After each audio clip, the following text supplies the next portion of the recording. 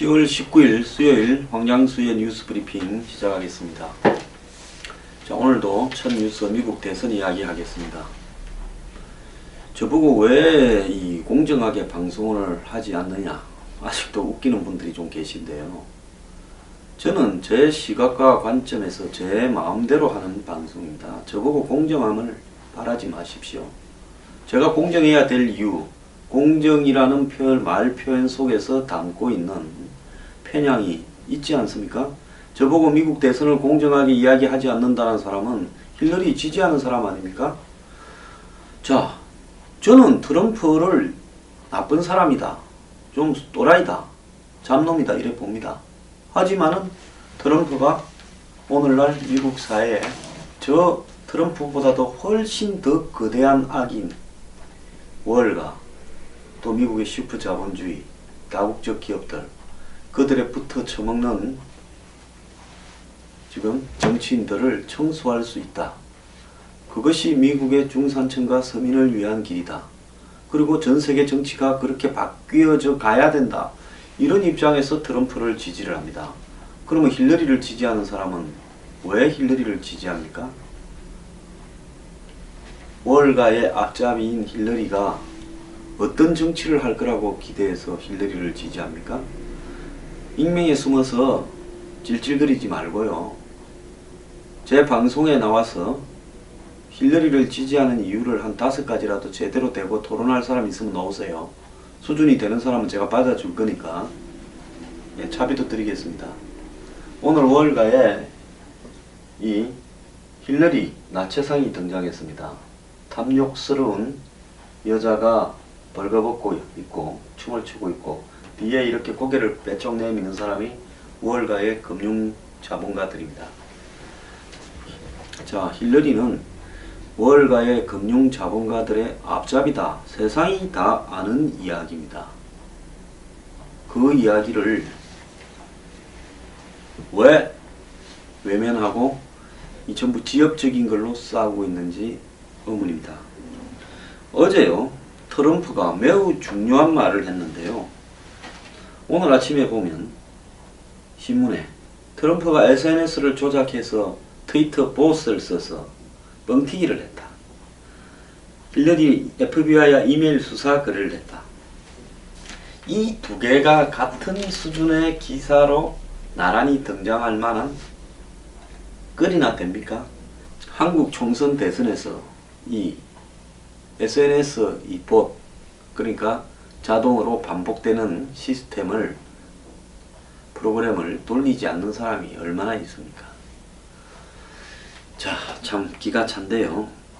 어제 트럼프가 매우 중대한 이야기를 했는데 한국 언론들은 제대로 보도를 하고 있지 않습니다. 트럼프가 미국 시간으로 17일요, 워싱턴 정계의 부패 척결을 위한 윤리개혁안을 제시했습니다. 자, 연일 이 미국의 언론의 편향성을 제기해왔던 그 트럼프는 이 스스로 이 청렴결벽한 정치를 만들겠다라는 입장에서요, 미국의 정치판을 혁신적으로 개혁할 법안을 어제 위스콘신주 유세에서 발표를 했습니다. 모든 행정부처에 속한 공직자가 공직을 떠난 뒤 5년간은 정부를 상대로 로비를 하는 일이 금지되는 윤리개혁안을 도입하겠다고 했습니다. 미국에 보면요, 골드만삭스에서 모건 스탠리에서 일을 하다가 나와가지고 다시 재무장관을 하고 재무부 고위 관료를 하고 미 연방준비제도 이사회에서 근무하다가 또 경제참모를 하다가 백악관에 또 나가서 골드만삭스에서 일을 하고, 이런 해전문 인사가 반복되고 있고, 이 월가뿐만 아니라 수많은 미국의 기업들, 또 대선 캠프들의 그런 공직자들의 판으로 깔려 있습니다. 원래 미국에 이런 공직자 윤리 법안이 있었는데요. 빌 클린턴 전 대통령 힐러리 남편이 행정명령으로 이를 무효로 만들었고, 트럼프는 빌 클린턴이 이 법을 무효로 만든 다음에 자신은 이런 유착을 통해서 시스템을 조작하고 월가로부터 돈을 끌고 모을 수 있도록 만들었다고 비판을 했습니다. 트럼프는 이와 더불어 상하원과 의원과 해당 의원실 직원들도 퇴임 후 5년간 정부를 상대로 한 로비 행위를 금지할 것이며 전직 관료가 규제 관련 컨설턴트, 그 다음에 자문 등의 역할을 맡지 못하도록 막아야 한다고 이야기를 했습니다. 자, 국회의원이나 또 더 나아가서 전직 관료도 이런 걸 못하게 하겠다는 겁니다. 트럼프는 더 나아가서 고위급 행정관료의 경우 외국 정부의 편에서 로비하거나 외국인 로비스트가 미국 대선 선거 자금을 모으는 행위를 금지하는 선거자금 개혁안도 이렇게 만들겠다 했습니다. 트럼프는 이 힐러리의 불신 선거 조작 의원도 거듭 제기했는데요. 부정선거가 너무 흔하게 일어난다면서 10년 전에 죽은 사람들, 불법 이민자가 자기 친인척들을 대신해서 투표를 하고 있다. 이렇게 이야기를 하고 있습니다. 자, 미국의 많은 언론들은요, 5에서 12%까지 트럼프가 지고 있다. 이렇게 이야기를 하는데요. 여기 하나 흥미로운 일이 있습니다. 일부 도박사들은 여전히 트럼프가 이길 거라고 보고 있는데, 자, 이 트럼프의 당선 가능성이 최근에 좀 올라갔습니다. 도박사들 사이에서는요.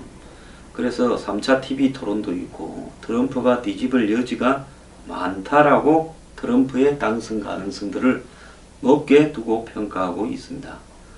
자, 이 영국의 런던의 도박사들은 브렉시트와 유사한 상황이다. 사람들이 여론조사를 신뢰하지 않고 있다라고 이야기를 하고 있습니다. 브렉시트 때 도박사들의 78%가 잔류를 선택했다가 개망신을 당했고요.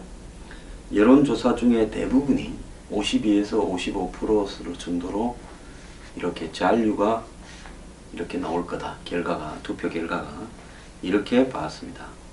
그래서 4%에서 10% 이상 이길 거다라고 봤고, 극소수 한 2개 정도의 여론조사면 탈퇴가 더 많다고 이야기를 했습니다.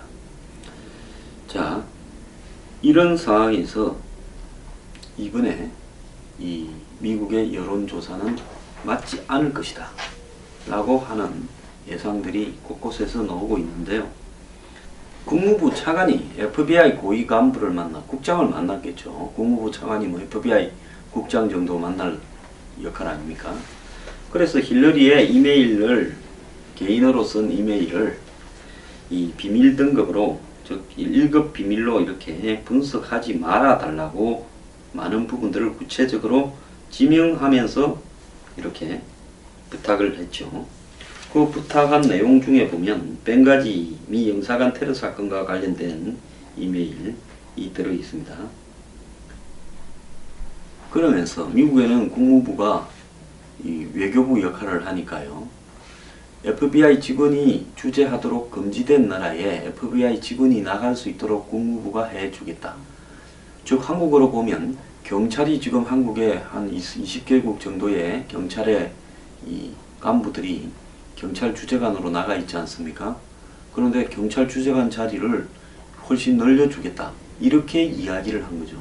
그럼 FBI로서는 해외에 좋은데 자기들 일자리가 많이 생기니까 굉장히 좋아할 일이지 않습니까? 그래서 힐러리 이거 벵가지 관련 내용 등 개인적인 이메일로 사용한 내용이 1급 비밀이 되게 되면 결국 힐러리가 이 1급 비밀을 갖다가 개인적으로 사용했다라고 해서 법적인 문제가 크게 되니까 그 1급 비밀로 분류하지 말고 일상적인 내용이다라고 분류를 해주면 결국 힐러리가 법적으로 문제될 게 없다. 이걸 시도했죠. 이거 하다가 안 되니까 빌 클린턴이 나서고 오바마가 나서고 해서 송두리째 불법이지만은 기소를 하지는 않겠다라고 기소유예를 해버렸습니다. 웃기는 짜장 아닙니까? 힐러리는 지금 자신이 쏟아놨던 거짓말에 포위되어서 거의 거짓말장이 힐러리라는 것이 고유명사가 되어가고 있습니다. 세계 최고의 거짓말장이라고 트럼프는 힐러리를 이야기를 하고 있습니다. 트럼프의 이 트위터에 보면 크루크드 힐러리 해가지고 이렇게 이야기를 하고 있습니다. 자, 힐러리한테 지금 꼬리처럼 이메일 스캔들과 또 여러가지 자신의 건강과 관련된 문제들, 또 자신이 월가가 관련돼서 연설한 문제들에 또 FBI와 관련된 조사를 수습하는 문제에서 한 거짓말들이 따라다니고 있습니다. 자, 힐러리에게 반대표를 던진 그 응답자, 즉 미국 유권자들을 상대로 왜 누구를 반대하느냐 하는 사람 중에 힐러리를 반대한다고 한 사람 중에 47%가 정직성, 그리고 39%가 청렴성, 21%가 일관성을 문제 삼았습니다. 힐러리 클린턴의 거짓말은 국무장관 시절에 그 이메일을 갖다가 개인적으로 사용하면서 공문서를 주고받은 것도 문제가 됐는데요. 자, 1급 기밀이 없다고 했다가 조사 결과 이런 1급 기밀들이 적발이 되었고, 이 밖에도 자료 제출 등과 관련한 거짓말들이 지속적으로 터져 나왔습니다. 근데 언론은 미국 최고의 주요 공직자가 되겠다라는 힐러리의 이런 공무와 관련된 거짓말에 대해서 공격을 하고 있지 않습니다. 월스트리트 규제와 자유무역에 대한 이중적인 태도도요. 자, 샌더스가 공격을 했죠. 골드만삭스 등에서 고액 강연을 한 그가 과연 금융기관 규제를 할 수 있겠느냐, 수백억을 갖다가 선거 자금을 지원받으면서 그렇게 하겠느냐고 했습니다. 자, 힐러리는 연방의 상원의원으로, 뉴욕주 상원의원으로 8년 동안 일을 하면서요, 금융업계를 옹호하는 듯한 발언과 태도를 보였습니다. 미국의 뉴욕주의 상원의원이 어떤 겁니까? 뉴욕에. 한번 생각을 해보십시오. 한국 같으면 여의도 정권가가 있는 지역의 국회의원하고 똑같은 겁니다. 그 미국의 뉴욕주의 상원의원을 하면 힐러리가 어떻게 했습니까? 결국 힐러리는 누구를 대변하겠습니까? 힐러리는 결국은 뉴욕주의 상원의원을 하면서 가장 자기 지역구에 미국에서 돈 많은 놈들이 다 들어앉았지 않습니까? 그러니까 힐러리가 뉴욕의 상원의원을 한 겁니다. 그래서 지역구를 관리하면서 수많은 월가의 돈쟁이들로부터 돈을 받아 처먹는 일에 익숙해진 거죠. 그렇기 때문에요, 힐러리가 대통령에 당선되면 금융업계의 잘못된 관행이나 도덕적 해이를 고치겠다는 그 부분은 전혀 신뢰할 수 없다는 겁니다. 자, 힐러리가요, 대통령 선거에 나서기 전만 해도 자유무역을 옹호하다가 최근 들어서 보호무역으로 기우는 부분도 이해할 수 없다는 겁니다. 이 밖에도요, 2000년대 초반에는 동성결혼에 반대했다가 2013년에는 찬성으로 돌아섰습니다. 정치적 입장에서도 중도와 진보 사이를 오락가락한 행보를 보이고 있습니다. CNN의 간판 앵커는 지난번에 그 민주당 경선 토론 당시 힐러리를 보고 자신의 말을 듣는 대중이 누구냐에 따라서 필요에 따라 정치적 신념을 바꾸어서 말을 하는 거 아니냐고 힐러리를 조롱했습니다. 이 힐러리는요, 2014년 9월에 뉴욕의 클린턴 글로벌 이니셔티브, 이 CGI라고 부르는 이 컨벤션에서 골드만삭스 경영진을 상대로 연설을 했습니다. 이 클린턴 글로벌 이니셔티브라는 것이 결국은 이 클린턴 부부가 하는 일종의 연구 조직이죠. 여기에 당연히 그 골드만삭스가 이 탑 스폰서입니다. 그러니까 아예 그냥 하나의 몸통이고 대리인이다, 이렇게 봐야 되는 겁니다. 90년대 초기에 이 골드만삭스의 한마디로 주요 경영자 중에 한 명이던 루빈이라는 사람이요, 빌 클린턴 아칸소 주지사하고 서로 이렇게 짝꿍이 돼가지고 92년 대통령 선거에서 무명이던 빌 클린턴을 띄우면서 경제 자문을 맡았습니다. 빌 클린턴이 어느 날 갑자기요, 예를 들어서 스타가 된 게 아니라 이 월가에 의해서 당시 공화당의 레이건, 그리고 이 조지 부시, 그러니까 W 부시의 아버지가 대통령을 할 때 이 미국 경제가 월가에 좀 불리하게 돌아가고 있다. 그래서 정권을 교체시켜서 월가의 말을 잘 듣는 앞잡이를 대통령으로 하나 만들어야 되겠는데, 거기에 좀 마음대로 주무릴 수 있는 이 만만한 놈이 없냐. 그러다가 골라한 것이 클린턴입니다. 그래서 이 마이클 루빈이 골라가지고요, 이 대통령 후보 자문을 맡으면서 빌 클린턴을 떼돈을 밀어줘서 당선을 시켰습니다. 그때 보면 W 부시의 아버지 부시가 한 번 더 하겠다는데 나이도 많고 진부했는데 새파랗게 젊은 놈이 하나 나와서 뜨니까 젊은 놈을 선택을 했어요. 미국의 새로운 이 벤처 경제, IT 경제를 이루겠다. 미국의 새로운 어떤 금융 자본을 구축하겠다. 이렇게 이야기를 하면서 문제는 경제야 이 바보야 하면서 이야기했죠. It's economy, stupid라고 이야기를 하지 않았습니까? 선거구호가요. 그래서 이 클린턴이 되면 미국 경제가 잘 돌아갈 거라고 생각을 하고 많은 사람이 지지를 했죠. 그때 클린턴이 되고 난 다음에 이 루빈의 지시를 받아서 CDO 같은 복잡한 형태의 파생 금융 상품을 다 허가해주고, 그 다음에 탈규제, 월가의 탈규제를 갖다가 만들어 버렸습니다. 그러니까 월가가 1930년대에 대형 사고를 치고 난 다음에 규제들이 굉장히 많이 있었죠. 근데 빌 클린턴이 그런 규제들을 다 풀어준 겁니다. 이 글래스-스티글 법안이라는 것은 대공황 때요, 미국의 상업은행의 방만한 경영과 이들을 규제할 제도적 장치가 없어서 돈들을 그렇게 막 대출해 줬다가 대공황이 왔다. 이래서 투자은행과 상업은행을 구별을 시켰습니다. 지금 우리가 일반적으로 한국에서 은행이라고 하는 우리은행이나 이런 거는 상업은행이고요. 투자은행이라는 것은 IB라고 부르는 투자와 관련된 상품만 전문적으로 하는, 즉 이 주식과 채권 투자만을 하는 은행으로 이렇게 구분을 하고 이걸 겸업을 못하게 만들었습니다.